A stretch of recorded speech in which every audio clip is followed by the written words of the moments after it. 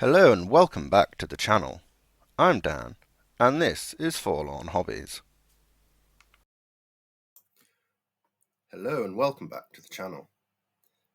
Now, in today's video, we will be continuing our Prussian penance as a result of the forfeit from the Under Eagles to Glory 2 challenge with Tremontium Hobbies. And I thought, what better way than to explore my painting process of trying to develop a quick scheme to get these blasted Prussians done than to make it a quick and easy painting video.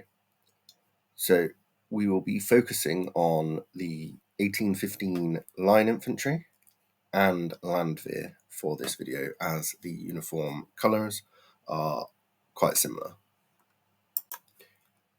Here are the list of paints that I have used. These are predominantly contrast paints, so will be easily replaced with the other speed painting ranges available, and I'm sure that you'll be able to find conversion charts online to get the best match. After the minis are built, I gave them a quick spray base coat of Grey Sear from Citadel. This allows a nice cool base for the contrast paints to work over, and I then started off by addressing the key areas that I wished to cover on the miniature, mainly the jackets and overcoats, which would be Leviathan blue, which is a dark blue contrast, the trousers and greatcoat kind of rolls that the Prussians were kind of iconic for. We used basilicanum grey for these areas, and then the boots and the shakos, or the forage caps that the Landwehr use. Black Templar was used to give a good kind of black coverage, but allowing a good bit of kind of recess detail to emerge through. You could use Black Legion here, but that's a more solid covering, and it wasn't really the aesthetic that I was looking for at this time. Now, the most important thing to remember when using contrast is to make sure that they are well shook beforehand, just to make sure that the pigments are mixed in thoroughly and that it will be a consistent covering. Now, I'm always quite generous with my contrast paints, and I will just take it straight from the pot and make sure that I have a good and even covering, but also keeping an eye out for pooling and just making sure that I spread it around as the miniature kind of dries.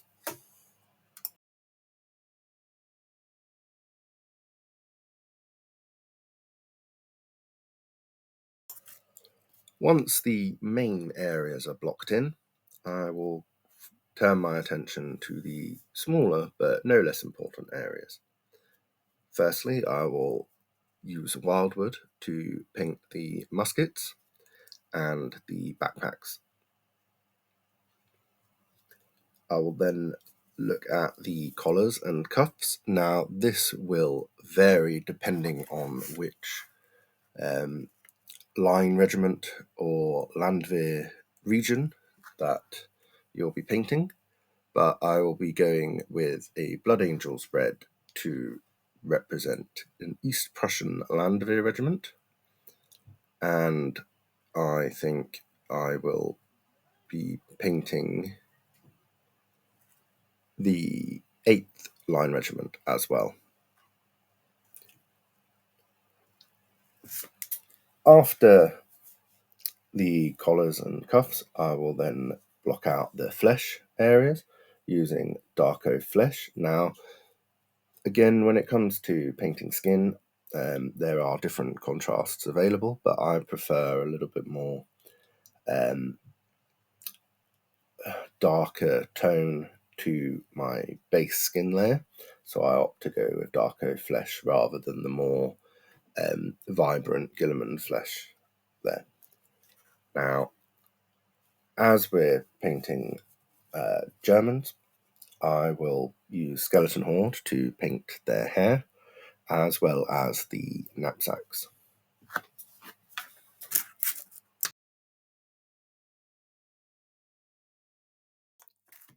When it comes to the metallic areas, such as the buttons or musket barrel, I will apply Retributor armor for the gold or brass areas, mainly the buttons, and Leadbelcher to paint the more traditional iron or steel areas, such as the musket barrels, bayonets, as well as any kind of badges or insignia, such as the Iron Cross on the Landwehr caps. Just before just shading them with a Agrax Earth Shade. Now, I prefer personally to use Agrax because it works for both gold and iron, and it gives it a more worn and weathered look than the kind of oiliness that non-oil gives it. But that is up to personal preference.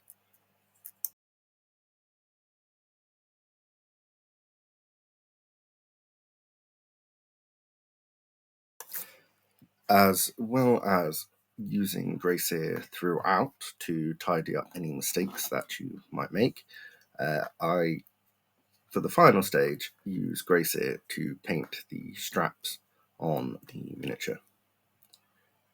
Now, at this point, you could leave it there and it would be fine on the tabletop, but there are a few extra steps that I am going to take just to emphasize certain areas and just to make it go that little bit further. The last couple of steps that I want to use just to make it go that little bit further is to use Cantor Blue and overbrush it on the jackets just to give it a little bit of warmth on the eye and hint at the vibrancy of the blue in the colour of the uniform. The grey areas will be overbrushed in a similar way with Mechanicus Standard Grey. Now, this is more because the grey contrast can sometimes be a little bit blotchy, and it's just helps give it a little bit more consistency and blend those blemishes in so the eye doesn't pick them up as much. And the final two focal points will be the skin and the straps. Now, for the skin, I'm just going to highlight the raised areas with Kislev flesh just to make it pop and look a little bit more realistic. And then the straps will be highlighted with Arctic white from Game Color, although any kind of white will do, and this is just to make them be emphasized when looking at the miniature on the tabletop. And with that, the model is ready for basing. Now, I've based these in my standard Napoleonic Geek Gaming Scenics Base Ready mix. I think it's Scrublands. And the process was very simple, I thought. And now I just have Thanks for watching. another Please remember to like and couple subscribe. of hundred to do for Until this next time, damn forfeit. enjoy your hobby. So with that, I hope to see you guys in the next one.